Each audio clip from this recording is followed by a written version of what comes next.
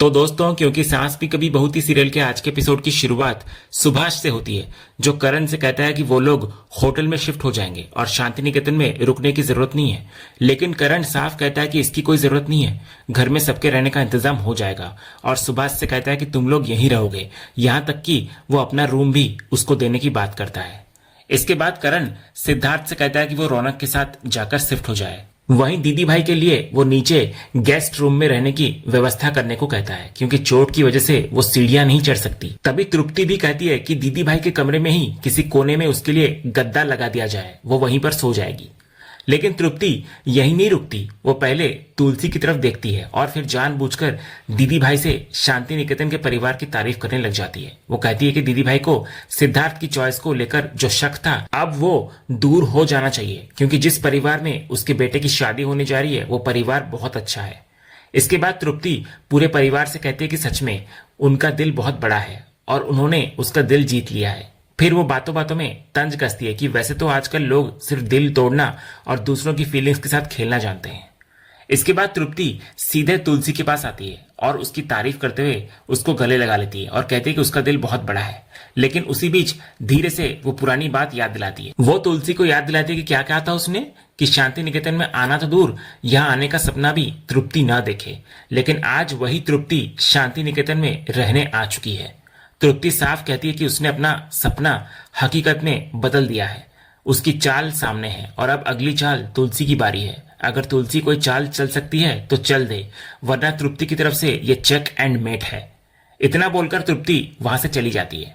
तृप्ति की इन बातों के बाद तुलसी को अचानक मंदिर वाला पूरा मामला याद आने लगता है। उसे याद आता है कि किस तरह तृप्ति ने जानबूझकर दीदी भाई को मंदिर में दर्शन करने के लिए भेजा था और उसके बाद दीदी भाई का पैर फिसलकर वो गिर गई थी। इन दोनों घटनाओं को जोड़कर तुलसी और भी परेशान दिखाई देती है। इसके बाद अगले सीन में सिद्धार्थ समायरा से बात कर रहा होता है। सिद्धार्थ कहता है वो समायरा और तुलसी दादी के रिश्ते को समझता है और उसने काफी समय से नोटिस किया है कि तुलसी के सामने समायरा के चेहरे पर हेजिटेशन और गिल्ट दिखाई देता है। उसे लगता है कि इसी वजह से समायरा तुलसी के सामने खुलकर स्माइल भी नहीं कर पाती। सिद्धार्थ समायरा को याद दिलाता है कि उसने खुद उसकी मॉम से कहा था कि उसे तुलसी दादी के साथ किए गए अपने व्यवहार का बहुत बुरा लगा, इसलिए अगर उसके मन में सच में गिल्ट है तो उसे तुलसी से माफी मांगकर इस बात को आगे बढ़ा देना चाहिए। सिद्धार्थ उसको समझाता है कि किसी को पसंद न करने या किसी रिश्ते में आई परेशानी को इतना बड़ा नहीं बना देना चाहिए कि बाकी रिश्ते ही पीछे छूट जाएं। वो ये भी कहता है कि हम अपने बड़ों को भगवान जैसा मानते हैं, लेकिन वो भी इंसान हैं और उनसे भी गलतियां हो सकती हैं। जब बड़े हमारी गलतियों को बार बार माफ कर देते हैं तो हमें भी उनके लिए चीजों को समझने और आगे बढ़ने की कोशिश करनी चाहिए। सिद्धार्थ समायरा से साफ करता है कि बस सॉरी बोलकर आगे बढ़ जाओ, इससे तुम्हारे मन का बर्डन भी हल्का हो जाएगा। इसके बाद सिद्धार्थ समझाता है कि किसी भी सिचुएशन के दो रास्ते होते हैं, या तो उसे बार बार सोचकर बड़ा बनाते रहो या फिर उसको छोटा करके खत्म कर दो। इसलिए अगर समायरा को सच में गिल्ट है तो उसे दिल से माफी मांगकर सब ठीक करने की कोशिश करनी चाहिए। उधर किचन में शोभा आती है और तुलसी को बताती है कि जैसा उन्होंने कहा था उसने सभी को अपने अपने कमरों में सेटल कर दिया है।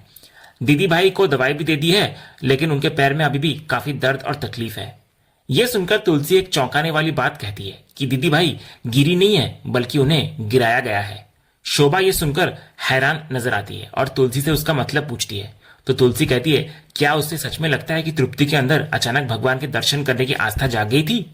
तुलसी को शक है कि तृप्ति ने जानबूझकर दीदी भाई को मंदिर की तरफ भेजा ताकि उनका पैर फिसले और फिर मजबूरी में वो और उनका परिवार शांति निकेतन में रुक जाएं।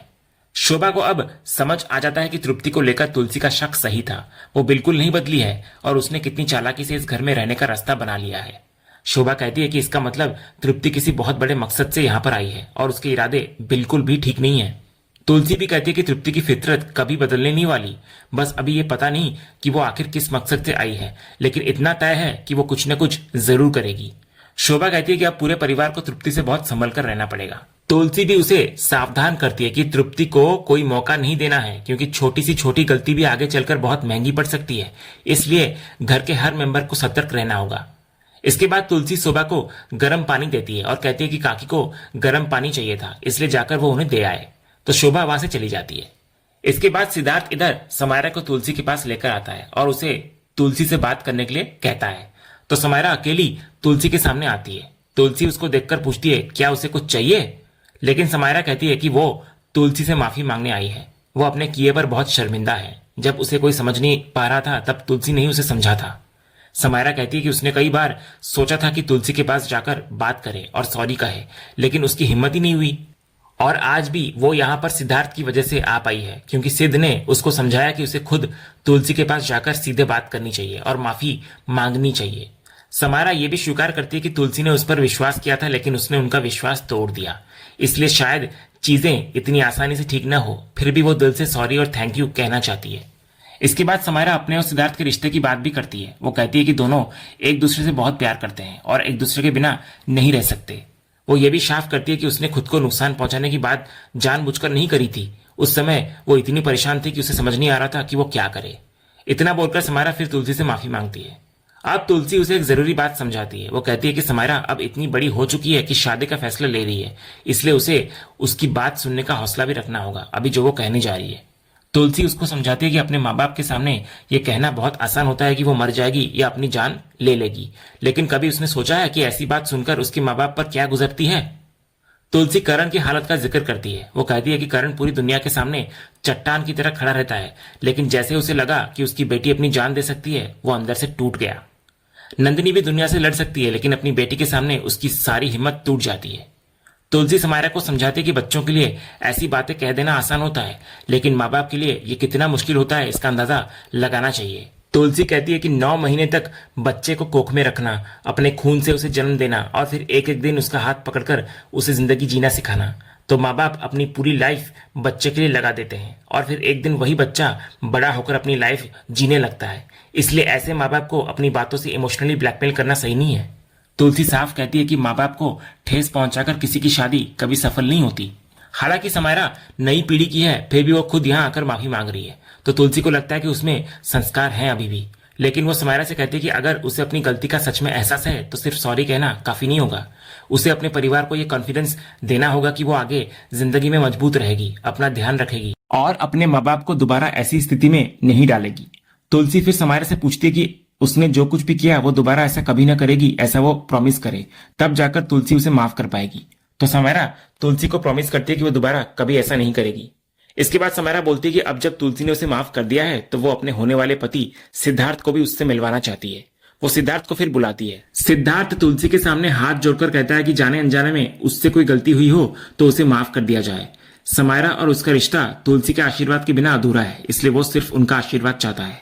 इसके बाद दोनों तुलसी के पैर छूते हैं, तो तुलसी आखिरकार उनको आशीर्वाद देती हुई नजर आती है। तभी दोनों मुस्कुराने लगते हैं, तो तुलसी मजाक में उनको छेड़ते हुए कहती है कि ज्यादा मुस्कुराने की जरूरत नहीं है, क्योंकि वो बहुत डेंजरस है। वो कभी कभी हंस जरूर देती है, लेकिन डेंजरस बहुत है। इसके बाद तुलसी सिद्धार्थ से दीदी भाई की तबीयत पूछती है, तो सिद्धार्थ कहता है कि अभी भी उन्हें थोड़ा दर्द है, लेकिन उम्मीद है कि कुछ दिनों में वो ठीक हो जाएंगी। इसके बाद कहानी एक बार फिर तृप्ति की नई जांच की तरफ बढ़ती है। तृप्ति पीछे से साहिल को आवाज लगाती है और आकर उसको बताती है कि अब वो राहत की सांस ले सकता है, क्योंकि उसका कंसाइनमेंट एक्सपोर्टर्स तक सुरक्षित पहुंच चुका है। वो उनसे पेमेंट को लेकर भी बात कर चुकी है।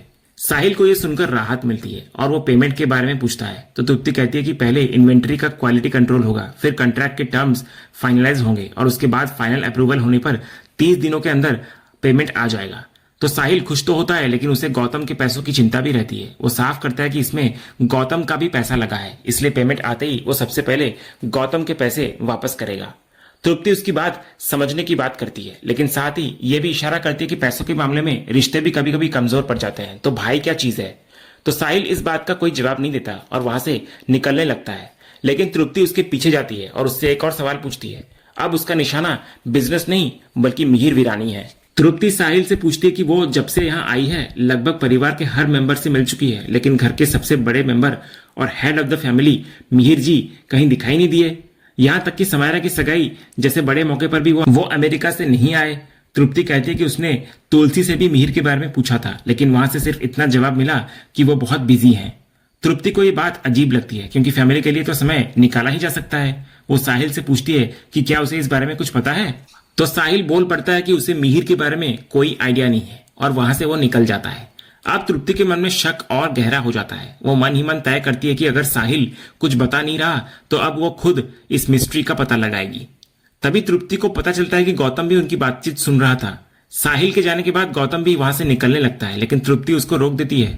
तृप्ति फिर मिहिर के बारे में सवाल करने लग जाती है। गौतम कहता है कि तुलसी ने बताया है कि उनके डैड अमेरिका में हैं और बिजी हैं। वो ये भी कहता है कि उसकी भी डैड से बातें होती रहती है और हाल ही में भी बात हुई है।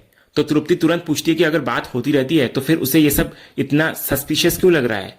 उसे अजीब लगता है कि साहिल को कुछ पता नहीं, जबकि गौतम भी साफ साफ कुछ बताने से बच रहा है। तो गौतम उसको समझाता है कि वो जरूरत से ज्यादा सोच रही है और अपनी एक इंपॉर्टेंट मीटिंग का हवाला देकर वहां से निकल जाता है। अब तृप्ति का शक और मजबूत हो जाता है। इसके बाद तृप्ति करण के पास पहुंचती है। करण उसको कहता है कि उसे पता है कि अमेरिका में उसकी फैक्ट्री में आग लग गई थी। इस पूरे मामले को मिहिर ने संभाला और बिजनेस को वहां जाकर मैनेज किया। बाद में बिजनेस ग्रो करने लगा, इसलिए वो वहीं पर रुक गए। तृप्ति ये जानना चाहती है कि मिहिर आखिर कब से वहां पर है, लेकिन उसके सवाल से करण भी हैरान नजर आता है। करण उससे यही पूछता है कि आखिर वो मिहिर के बारे में इतना क्यों जानना चाहती है, लेकिन तृप्ति को कोई साफ जवाब देने के बजाय करण शादी की तैयारियों और अपने जरूरी काम का हवाला देता है और वहां से निकल जाता है। करण के इस तरह बात टालकर चले जाने से तृप्ति का शक और भी गहरा हो जाता है। उसे लगता है कि मिहिर को लेकर परिवार उससे कुछ न कुछ जरूर छिपा रहा है। अब तृप्ति सीधे महाराज जी के पास पहुंचती है। वो पूछती है कि वो इतने सालों से शांति निकेतन में हैं, इसलिए शायद उन्हें पता हो कि मिहिर साहब को यहाँ आखिरी बार कब देखा गया था। महाराज जी कहते हैं कि काफी समय हो गया है। उन्हें याद है कि मिहिर करण भैया का बिजनेस संभालने के लिए गए थे और उसके बाद से वापस नहीं आए। तृप्ति जब समय पूछती है तो महाराज जी का जवाब सुनकर उसके होश उड़ जाते हैं।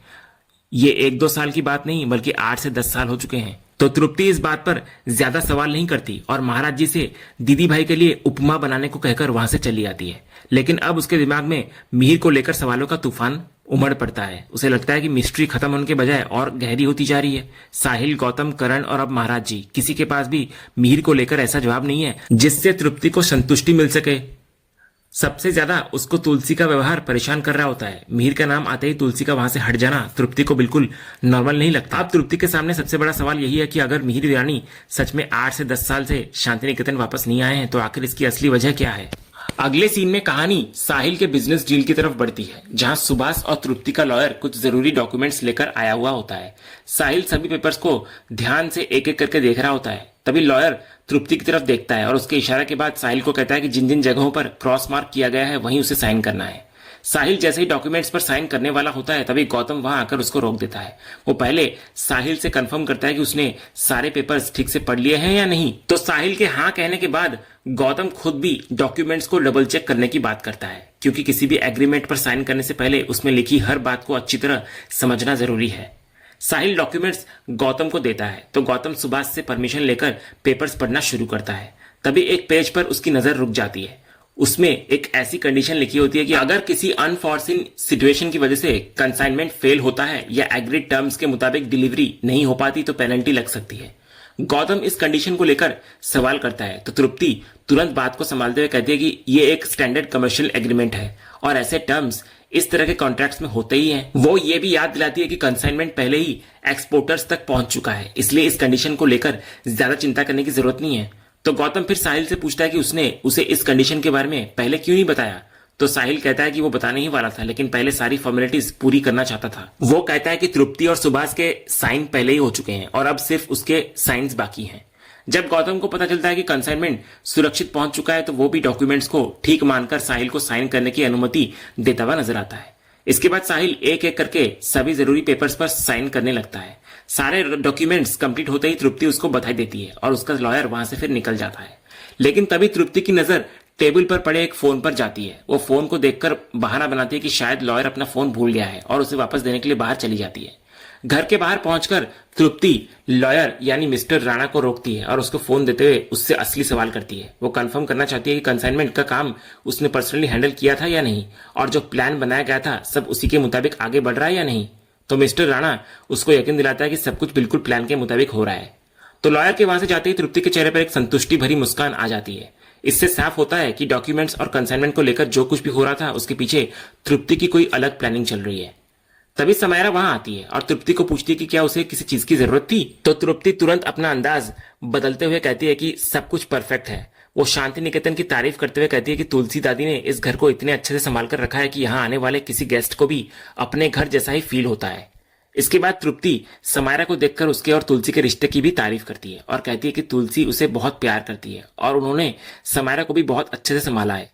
लेकिन फिर तृप्ति एक ऐसी बात कहती है जिससे उसके इरादों की झलक फिर सामने आती है। वो समायरा को याद दिलाती है कि अब वो उसकी बहू बनने जा रही है, इसलिए अब से समायरा की जिम्मेदारी और देखभाल तृप्ति अपने तरीके से करेगी। वो कहती है कि वो समायरा को इतना अपने करीब कर लेगी कि उसे तृप्ति के अलावा किसी और की याद तक न आए। और इसी सीन के साथ आज का यह एपिसोड यहीं पर खत्म होता है। तो दोस्तों, आपको क्या लगता है, साहिल के कंसाइनमेंट और एग्रीमेंट के पीछे तृप्ति की असली प्लानिंग क्या है? क्या ये डील आगे चलकर साहिल और गौतम के लिए मुसीबत बनेगी? अपनी राय कमेंट में जरूर बताइए। अगर आपको आज का ये अपडेट पसंद आया हो तो इस वीडियो को लाइक करें, शेयर करें और ऐसे ही नए अपडेट्स के लिए चैनल को सब्सक्राइब करना बिल्कुल ना भूलें और बेल आइकन को भी जरूर दबा लें। मिलते हैं अगले एपिसोड के अपडेट के साथ, तब तक के लिए धन्यवाद।